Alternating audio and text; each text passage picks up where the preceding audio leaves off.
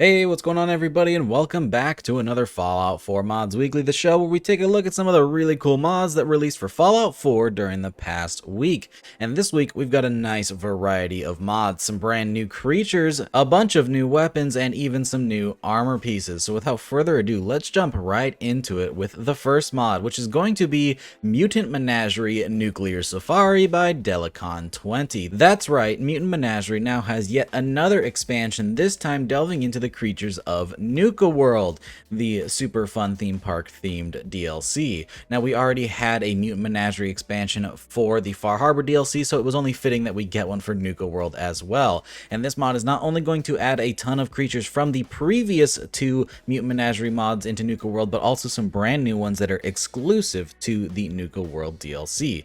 All of these new creatures and all of the existing Mutant Menagerie creatures will spawn all over Nuka World in areas that do make sense. For example, swamp or river-based creatures will spawn in areas with water, so you can expect to find things exactly where they're supposed to be, which I do really appreciate about the spawns in this mod.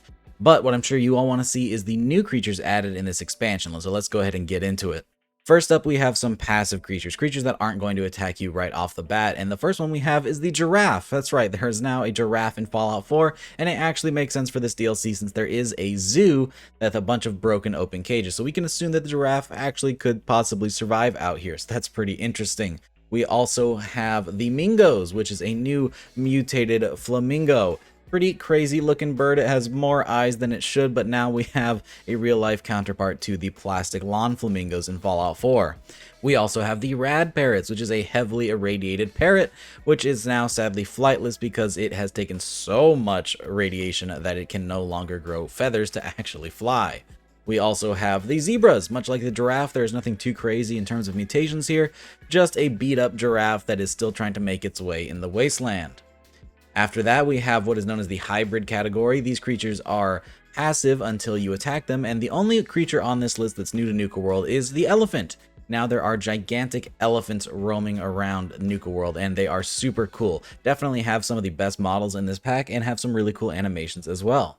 Then we have what is known as the heavy hitters. These are creatures that are going to attack you right off the bat, whether you attack them or not. For starters, we have the rat category, which adds a bunch of new rats to the game, including things like tiny little rad shrews or massive cave rats. We also have hyenas. Hyenas are a dog-like creature, again, not heavily mutated in this mod, but they will pose a serious threat to your character as they travel in packs, and they do pack quite a punch. So be careful, because when you fight one of these, you're probably going to be fighting more like 10. We then have the Night Hunters, which is very similar to the Night Stalkers from Fallout New Vegas. This is a hybrid creature, a mix between a mountain lion and a rattlesnake, and it makes for a very, very fearsome enemy. We then have what is known as the Waste Wolves, and those are exactly what they sound like. Wasteland werewolves. As if we needed a werewolf in Fallout 4, we now have one in the Mutant Menagerie Nuka World DLC. And that wraps it up for all of the Nuka World exclusive enemies added with this mod. Definitely awesome. I know a lot of people out there love Mutant Menagerie, so having a brand new expansion that's exclusive to the Nuka World area is really, really cool. So if you want some new enemies to fight and a way to spice up Nuka World, this is definitely one that I'd recommend for everybody to go and try out. It's available for not only PC, but Xbox as well, so there's no excuse not to go out and try this mod. Now, for our next mod, we have a brand new weapon mod, and that is going to be the Duplet by Pig. This is going to be a port of Millenia's version of the Duplet for New Vegas, now brought into Fallout 4, and I gotta say, all of the models and textures held up very, very well. This is going to, of course, use the vanilla double barrel animations, but they work perfectly as the Duplet is just a standard double barrel shotgun. But if you don't recognize this one, this is actually the double barrel from Metro, which is a very, very cool franchise that has a lot of weapon designs that I think would fit perfect in Fallout 4, and I think the Duplet shows that off very, very well. Now, this weapon is added to the leveled list, so you'll be able to find it anywhere you would find the vanilla double barrel shotgun, and it'll start spawning after level 5. So if a raider was to have the vanilla double barrel, there is a chance that you'll find the Duplet instead, which is cool as it adds a bit of variety to the shotguns around the Commonwealth. There's also a unique version of the Duplet that can be found somewhere hidden away in the Medical Center Metro. Head over there and you will find a unique named raider who will drop this thing, and it is a quad-barreled version of the Duplet that has incendiary rounds, so that's pretty neat. If you're a fan of Metro or you're just a fan of handmade style weapons in general, this is definitely a really cool shotgun that I'd recommend picking up for Fallout 4. I'd even love to see a replacer version of this mod that would replace the vanilla double barrel with this one. If you want to see some more handmade weapons, this is definitely a really cool one, and it's available for not only PC, but Xbox as well. So this is another one you should absolutely pick up if you're into Metro-styled weapons. Up next, we have another weapon mod, and actually a weapon pack this time, and that is the Institute Arsenal Overhaul by Alexerator.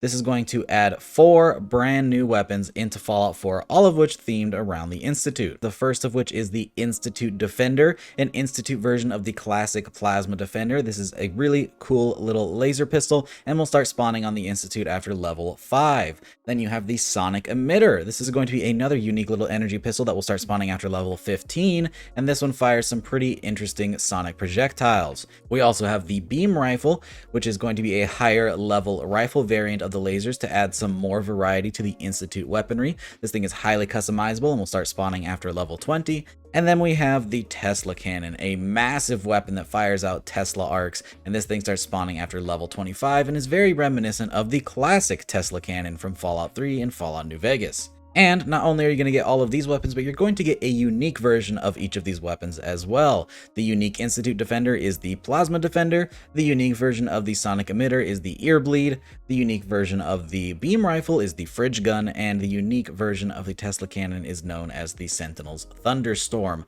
Now, this is a huge weapon pack with a lot of stuff inside of it, so if you want every single detail, I actually do have a full breakdown of this that you can check out. That'll be linked down in the description below if you want to know all of the unique locations, all of the stats, and all of the attachments.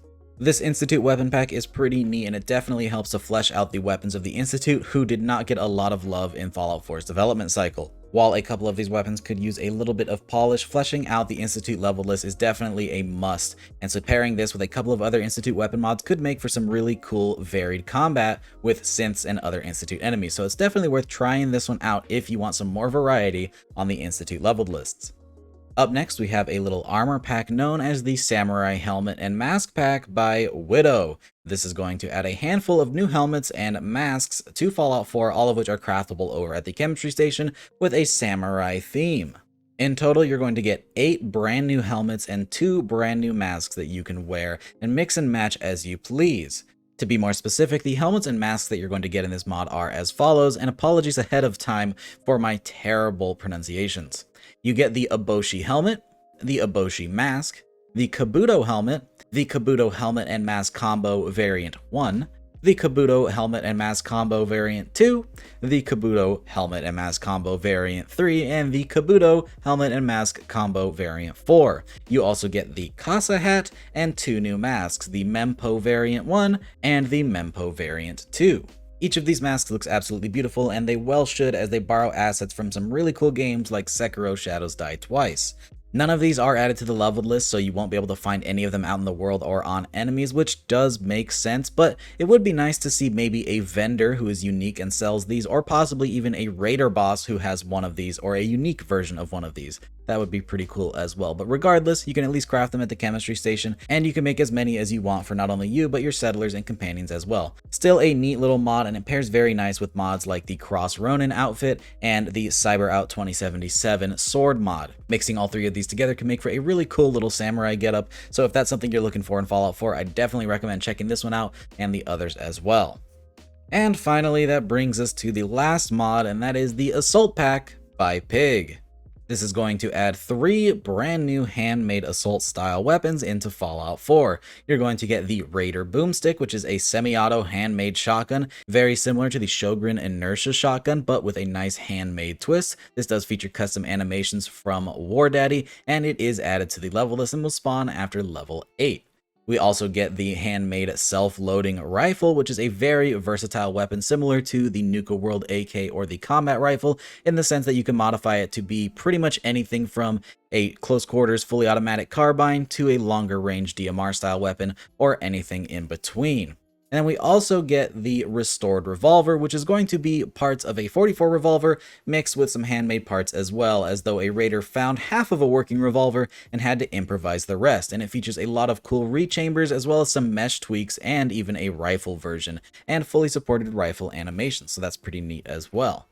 Each of these weapons is added to the level list and will spawn after level 8, and definitely helps to spice up the variety and combat in the Commonwealth. This is definitely a really cool handmade alternative to the vanilla pipe weapons, and honestly, I really like these mods a lot. Big's made a lot of cool handmade weapons, but I think this is definitely one of the best mods he's made so far. I especially love that Raider boomstick. This is another mod that does have a ton of features since it is a pretty big pack with multiple weapons, so I have yet another full breakdown of this one as well. That'll be linked down in the description below if you want to see every single detail about these mods. With that though, we're going to go ahead and wrap up this video. Lots of cool stuff this week. Glad to see that the Fallout 4 modding scene is still thriving. If you want to try any of these mods, they will be linked down in the description below, along with Xbox links if there are any available. With that, I hope you guys enjoyed the video and found at least one mod to add to your load order. If you did enjoy, don't forget to drop a rating. Consider subscribing if you haven't already for more videos just like this. Big shout out to all of my patrons for supporting every single video. And of course, a very special thank you to Astro, Captain Chaos, Helljumper, Indecisive Wolf, Jackie Noid, Cushy, Moonlit Gamer, Feed, and Youth RC for joining that Tier 3 Patreon membership.